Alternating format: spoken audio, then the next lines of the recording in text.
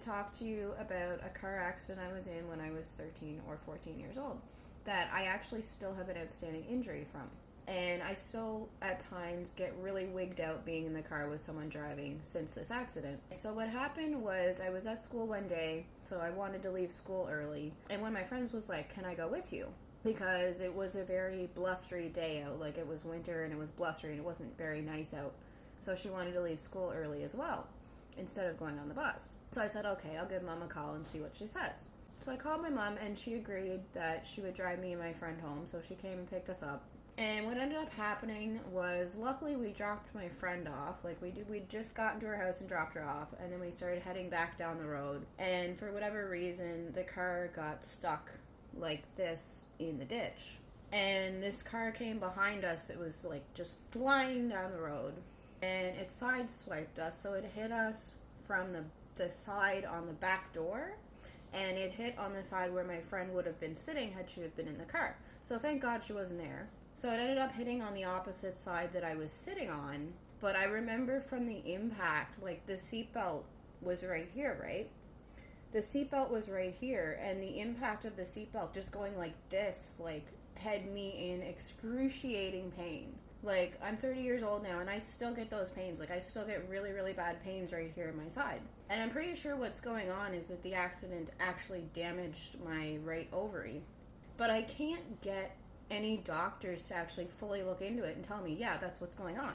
But I have this intuitive feeling. I just know that that's what happened, that my ovary is messed up from that accident. But after the impact, I just remember sitting there frozen in pain because it was hurting so much. And then we went to the hospital to get checked out. And they're like, are you okay? Are you okay? Are you okay? You look like you're in a lot of pain. I said, no, I'm not okay. This really, really hurts.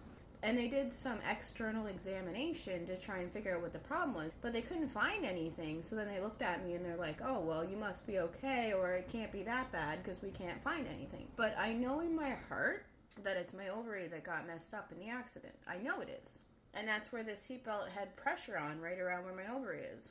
It just really sucks because I have an outstanding injury and I can't get a doctor that will tell me, yes, that is absolutely what happened. Like, you do have this injury from this accident. And they just can't seem to piece it together and to say, hey, actually, no, you do have an injury from this accident.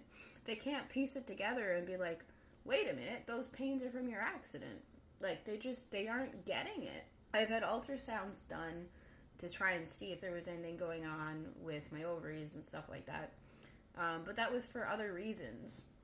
But I've never had any tests done specifically to determine if there was ever an injury to my ovary from the accident. So I'm kind of hoping at some point that they will do it.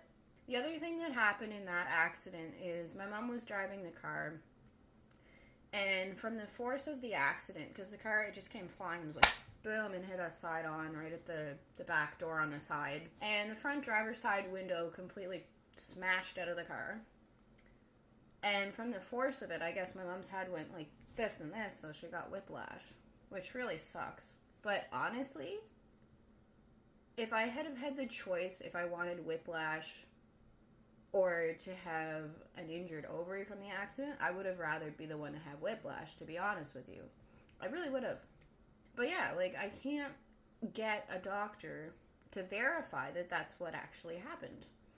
And it's pissing me off because, like, I've had four miscarriages, and I know it's part of it might be from that accident if I did in fact damage my ovary, because that ovary is not functioning properly.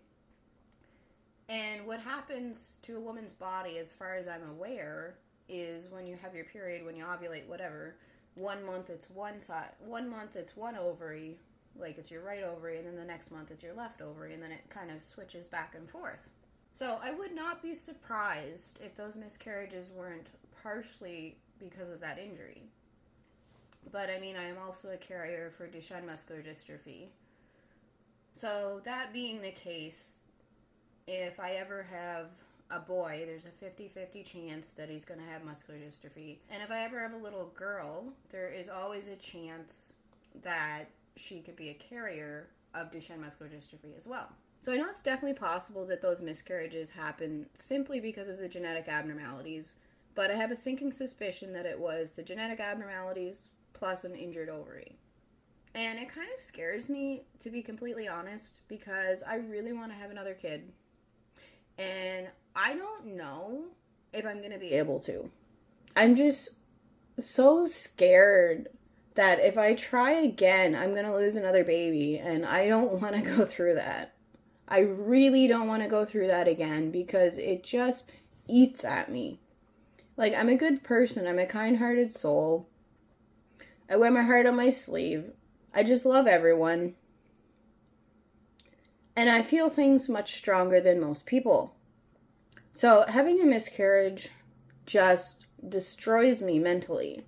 And I really don't want to go through it again. So that's one of the main reasons why I've made the decision that I'm not going to be physical with anybody again until I'm married. Because I don't want to take the chance of, one, having another baby with the wrong guy, and of two, having another miscarriage with somebody that's not going to be there and support me through it. I would rather wait until I'm with my husband, and then if that happens, hopefully he'd be the type of person that would be there for me and help support me and get me through that, and I'd be there for him, of course, because it should affect him too. Anyway, I know I'm getting a little off topic, but I'm just really genuinely scared that I'm going to lose another baby in the future. And I really don't want to go through it again. And I will see you guys in my next video. Bye for now.